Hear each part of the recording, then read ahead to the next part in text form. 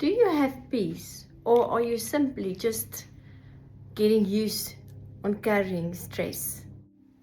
The peace Jesus offers isn't in the absence of problems, but in the presence of them.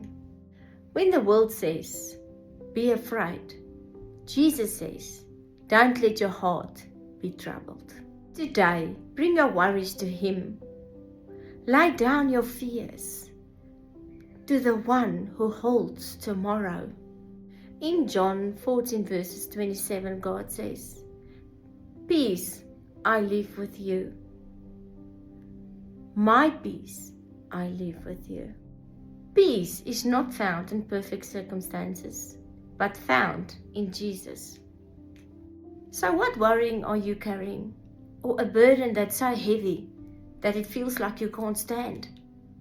God comes today and He says in John 14 verses 27 to 27 that He says, I give you my peace.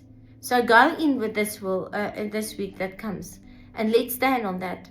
Put in beneath, let's stand in agreement and say, put underneath in the comments, John 14 verses 27. Because His peace, I can promise you, is not of this world. God makes it very clear. But lay it down by His feet. Make the decision.